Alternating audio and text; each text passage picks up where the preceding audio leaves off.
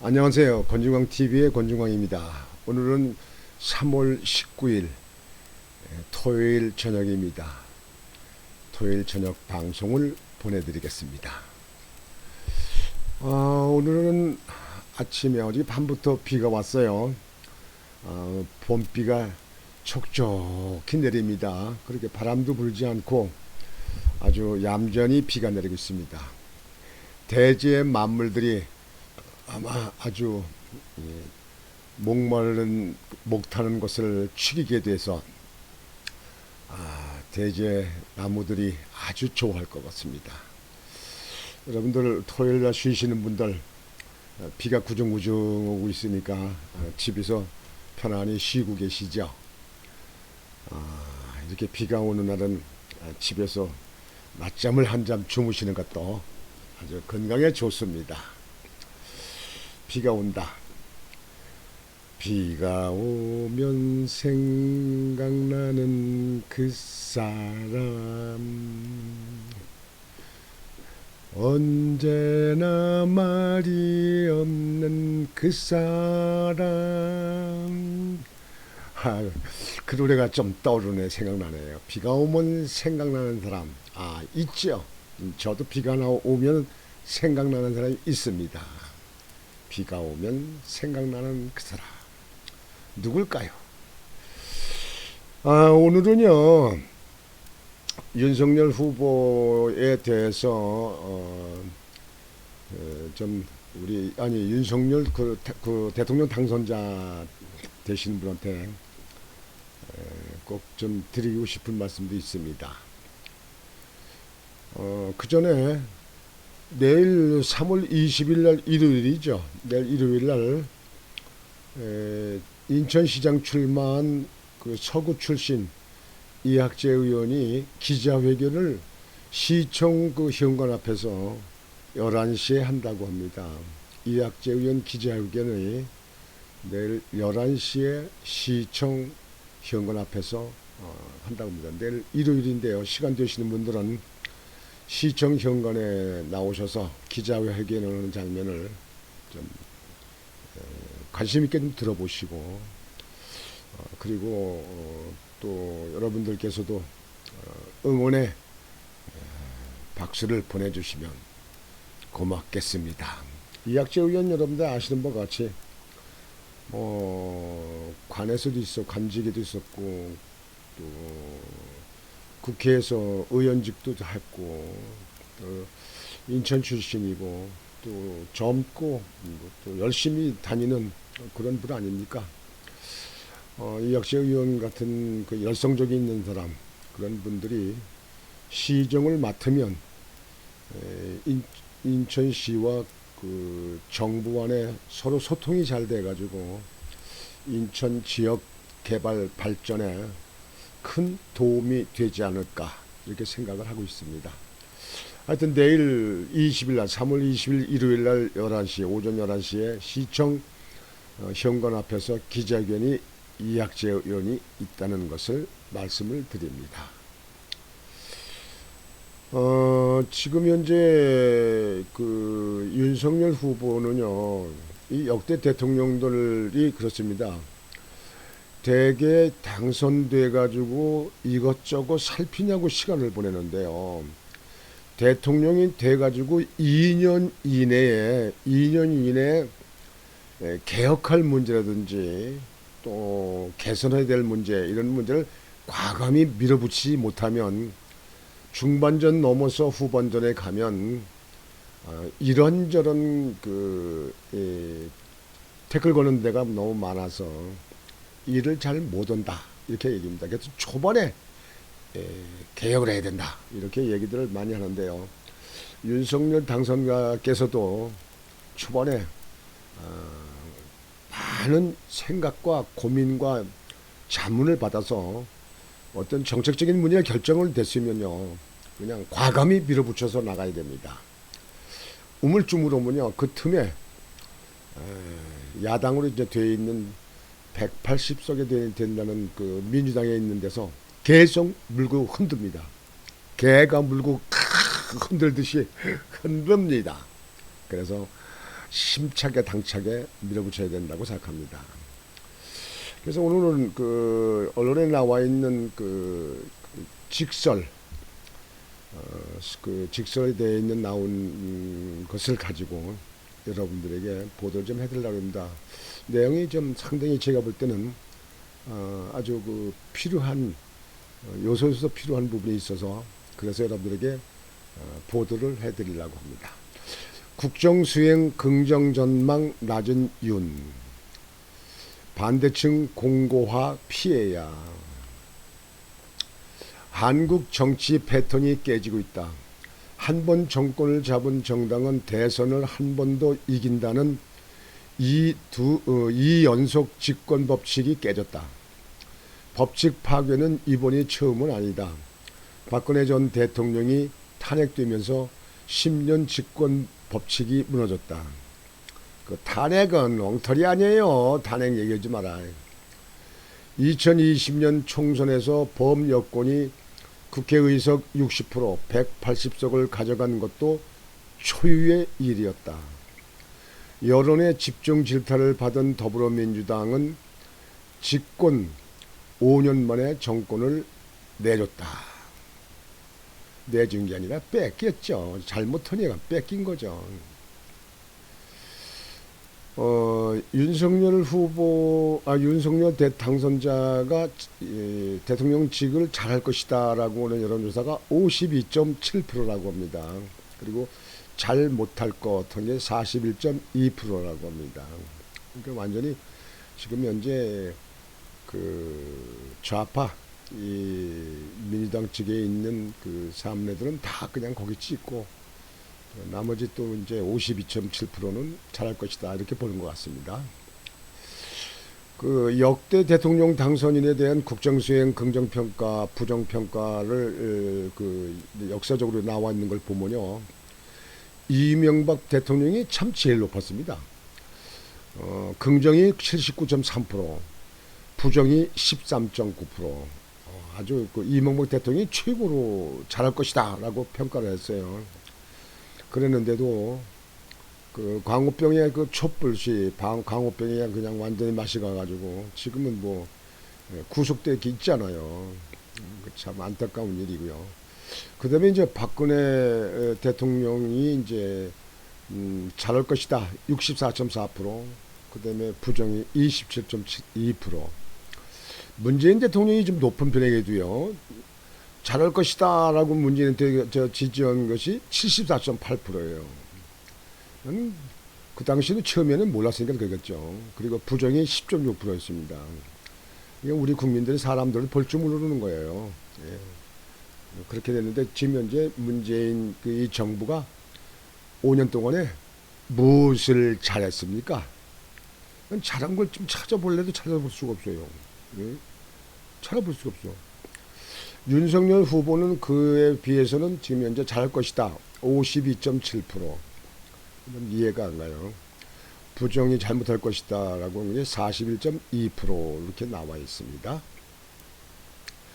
윤석열 대통령 당선인과 국민의힘도 또 다른 고비를 맞고 있다. 정권 교체를 통해 들어선 정부는 국민의 높은 기대를 받곤 했다. 여론조사 전문기관 리얼미터가 역대 대선 직후 실시한 국정수행 전망 여론조사 결과를 보자 정권 교체를 이룬 이명박 전 대통령은 국정수행을 잘할 것 79.3%, 못할 것 13.9%였고 문재인 대통령은 74.8%가 잘할 것, 그리고 못할 것이 10.6%. 정권 연장으로 집권한 박근혜 전 대통령은 64.4%가 잘할 것, 못할 것이 27.2%였다. 그런데 윤석열 당선인은 이번 조사에서 잘할 것이 52.7%, 잘 못할 것이 41.2%로 나타났다. 뭐야 이게 지금 소금 뿌리는 거예요? 뭐야 이게? 잘 못할 것이라는 응답은 광주, 전라 57.45%. 대단해 광주, 전라. 대단한데야. 제주 57.3%. 아우 제주도 비슷하네. 그건 남쪽에 남쪽 물들었나. 민주당 이재명 전 대선 후보 강세 지역에서 높았고 서울 46.4%, 인천 경기 46.4%, 수도권에서도 전국 평균보다 높았다. 당선인을 평가절하라는 분위기는 연령별로는 30대 48.6%, 40대 62.8%, 50대 48.1%가 많았고, 성별로는 남성 39.4%, 여성 43.0%가 높았다. 기대치가 낮으니 부담도 적을 것이라는 싱거운 말로 넘어갈 현상이 아니다. 정권교체 50% 이상 대정권 연장 40% 이하, 구도가 선거와 함께 깨진 채 새 정부 반대층이 선거 직후부터 결집하고 있는 상황이다. 윤석열 정부가 지지층 결집에 성공하더라도 그 이상의 반대층을 만들어낸다면 문재인 정부의 전철을 밟고 만다.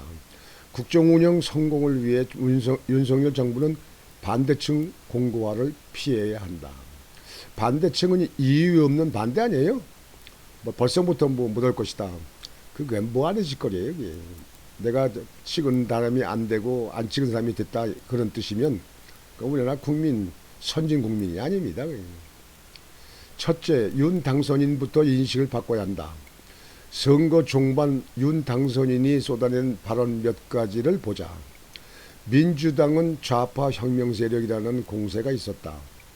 민주당 정권기에 혁명이 일어난 적도 없거니와 평등과 분배 그리고 노동권이 신장되는 좌파적 성과도 없었다. 당선인은 민주당 노선을 두고 철진한 이념이라고 표현하지만 당선인이 선호하는 경제학자 밀턴 프리드먼은 자유시장주의도 마찬가지일 수 있다. 당선인은 이념과 과잉에서 빠져나와야 한다. 우리나라 지금 이념에 문제가 있잖아요. 완전히 그냥 뭐 종북 세력, 좌파 세력은 그냥 완전히 이익만 바라보고 있잖아. 그거는 사실 아니에요. 언론 노조는 민주당의 천병이라는 발언은 어떤가? 민주당 정권의 언론 중재 및 피해 구제 등에 관한 법률 개정을 앞장서 저지한 언론 노조로서는 황당한 일이다. 자기 마음에 들지 않으면 적의 편이라고 모는 형태는 민주당이 최근 몇 년간 되풀이한 것이다. 결국 자기 편을 축소하고 상대편을 확장하는 역효과를 냈다. 윤 당선인의 선거 막판 언행도 이명박 박근혜 정권이 다시 돌아왔다는 경보를 울렸다. 국민의힘 거부층이 이 전 후보에게 결집함으로써 출구조사 결과 50대에서 패했고 2030 세대에서 기대만큼 이기지 못했다. 국정 운영을 이런 선거운동처럼 해서는 안 될 것이다. 둘째, 당선인은 이번 대선에서 불거진 후보자들 관련 의혹을 공명정대하게 처리하고 자기 가족도 예외가 아니라던 공언을 지켜야 한다. 당선인은 이해관계자이고 대통령이 되면 법무부 장관, 특별검사 등에 대한 임명권을 가진다.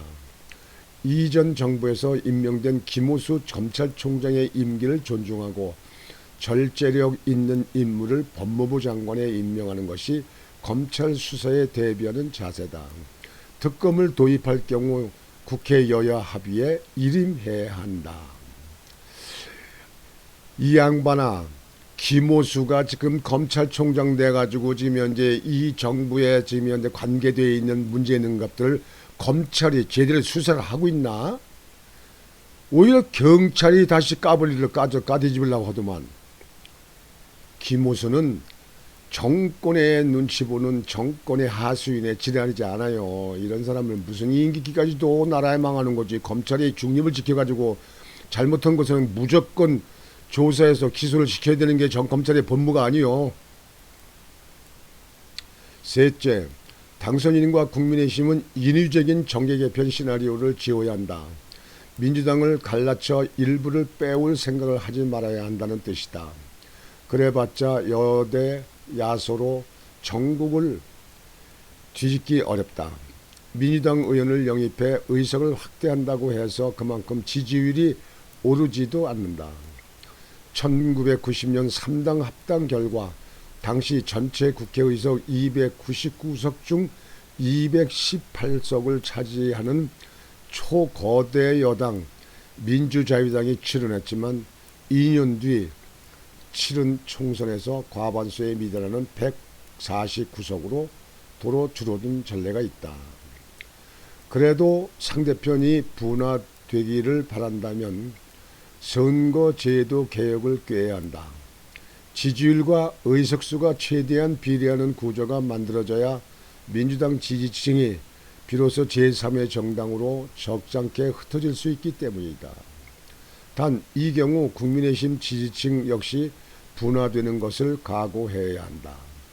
이렇게 1대1 구도를 무너뜨리는 제도적 개혁은 민주당이 내놓은 정치개혁 방안을 상당 부분 수용하는 것과 함께 국민의힘 내부 합의를 이뤄야 가능하다. 넷째, 당선인과 국민의힘은 원외 인사들의 견해를 경청해야 한다.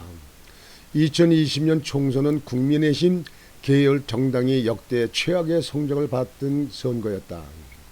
현역 국회의원들은 당선되기 수월했던 지역에서 당선한 이들이다. 지금 국민의힘에 무엇이 부족한지 가장 잘 알고 당을 쇄신하려는 의지가 가장 큰 사람들이 원외 당협위원장을 포함한 당원들이다. 다섯째, 2030 세대를 정확히 읽어야 한다. 출구 조사 결과 50대 지지율에서 뒤처졌음에 또 국민의힘이 승리할 수 있었던 요인은 2030 세대에서 신승이다.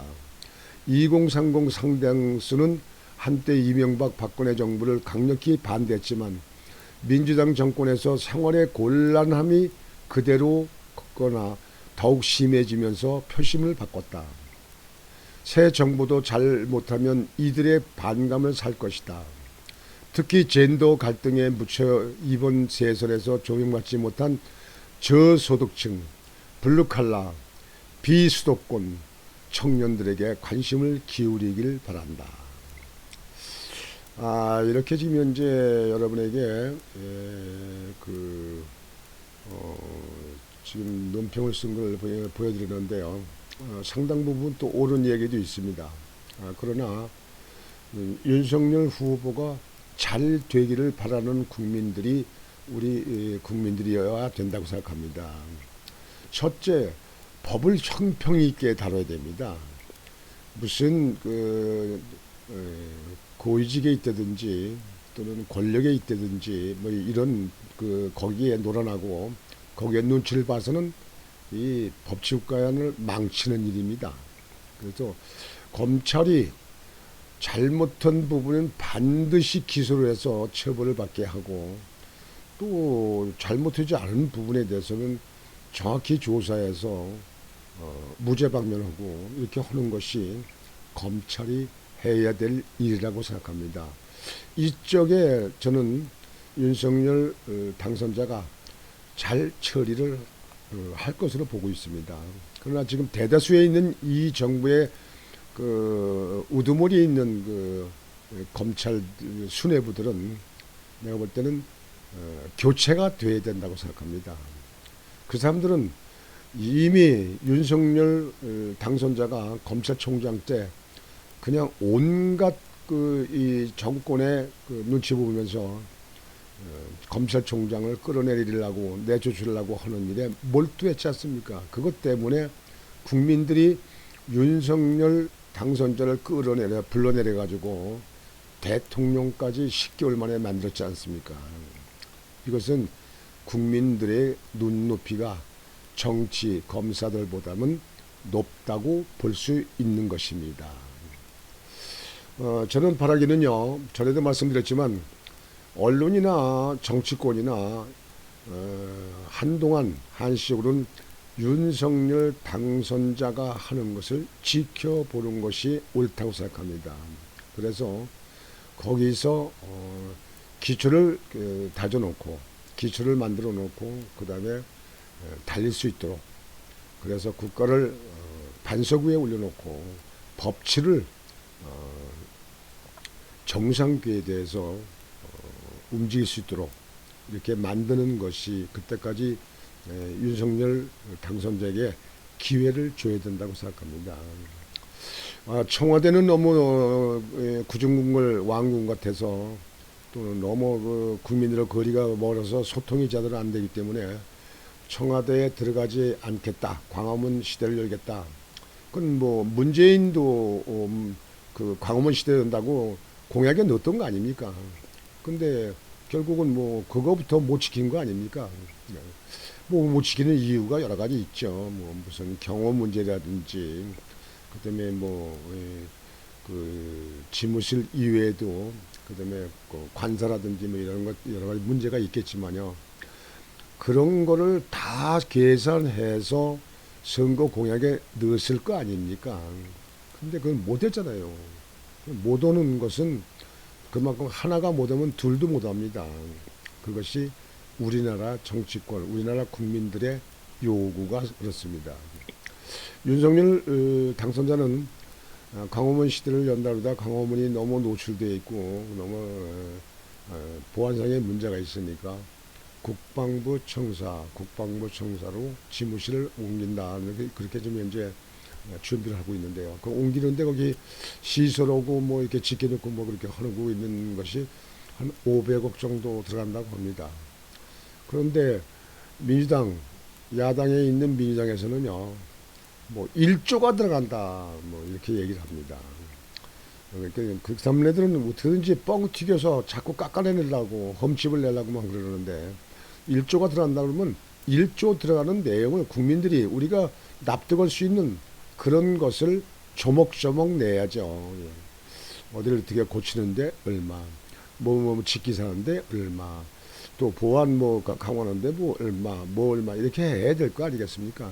근데 그런 거 없이 1조 들어간다고 뭐 그거는 뭐 허기에 따라서는 뭐 1조도 뭐 들어갈 수도 있겠죠. 근데 그거는 터무니없는 이야기고 뭐 500억 정도를 계산하는 것 같습니다. 이제 500억이 들어간다 하더라도 청와대 그 있으면서 청와대에서 그 많은 인원과 많은 그 청와대 업무 추진비라든지 그 직무에 관한 비용을 들어가는 걸 계산하면 그거는 아무것도 아니다. 빙산의 일각이다. 이렇게 볼 수 있겠습니다. 하여튼 윤석열 후보는 당선자는 윤석열 자꾸 이름이 배가지고요. 윤석열 대통령 당선자는 반드시 깊이 있게 생각하고 또 많은 그 전문가들 자문도 받고 해서 정책적으로 내는 거는 반드시 빠른 시일 내에 착수하고 빠른 시일 내에 이루는 것이 좋습니다. 중반 넘어가면 잘 안 됩니다. 그게 뭐 국민들도 그냥 따지고 청원 넣고 뭐 이런 거 하지만 언론에서 그냥 씹어댑니다. 지금까지도 뭐 이 정부 문정부 밑에 걸려 있는 언론들은 그냥 비판적으로 하지 않습니까? 이게 민노총 언론 그 노조가 장악을 해서 뭐 그렇게 되는지는 모르겠습니다만 하여튼 당당하게 아주 강하게 드라이브를 칠 수 있도록 그래서 밀어붙여서 성과 있는 국정 수행이 될 수 있도록 이렇게 되시길 바랍니다. 그리고 국민의힘에 있는 의원들은요, 윤석열 당선자가 제대로 국정할 수 있도록 딸딸 뭉쳐서 지지하고 그다음에 그 윤석열 당선자가 갈 수 있는 길을 밀어주고 이끌어줘야 됩니다. 그리고 반대를 위한 반대를 하는 언론이라든지 반대를 위한 반대를 하는 민주당 야당 측에서 대해는요 아주 그 사생결단하고 그 사람들과 투쟁도 해야 됩니다. 그래서 탄탄한 안전한 가운데 탄탄한 국정 수행을 할 수 있도록 윤석열 당선자를 지원해야 된다고 생각합니다. 국민의힘 의원들은요 110명이 된다고 그러는데 110명 되는 사람들이 일당백 할 수 있도록 딸딸 뭉쳐서 당선자를 도와주고 밀어주기를 이렇게 바랍니다. 국민의힘 그 의원들은 언론계에서 많이들 그 질타를 합니다. 도대체 그냥 입 다물고 쳐다보고 뭐 일을 하는지 몇 명이나 있는지 모르겠다. 하는 저기 저 국정원수행인데 일하는 국민을 위해서 이러는 걸 보일 수가 없다, 보이질 않는다 이렇게 날 많이 이웃에서 얘기를 합니다. 이런 거에 대해서 국민의힘 현재 그 원내에 있는 의원들은 거기에 대해서 깊이 있는 성찰이 있기를 바랍니다. 오늘 저 방송을 이렇게 마치겠습니다. 여러분들 날씨가 좀 이렇게 흐렸지만 여러분들 토요일입니다.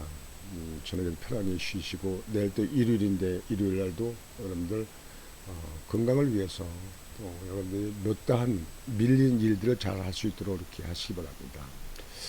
끝으로 다시 한번 말씀드리지만 내일 3월 20일 일요일 날 오전 11시에 인천시청 그 현관 앞에서 이학재 의원이 시장 출마를 예비후보 등록했잖아요. 출마했는데 대한 기자회견을 공식적으로 연다고 합니다.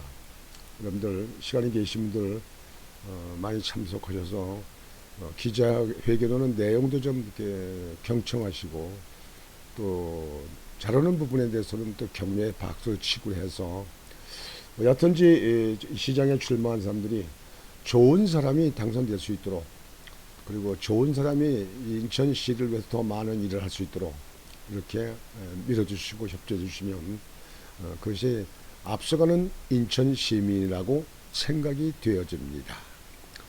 그래서 오늘 방송은 윤석열 당선자와 그리고 여러분들에게 안내 공지사항으로 이학재 의원 기자회견에 대해서 말씀을 드렸습니다. 여러분 편안한 밤 되시고 여러분들 아주 신바람 나는 그런 주말 되시길 바랍니다. 권중광TV의 권중광이었습니다. 여러분 안녕히 주무십시오.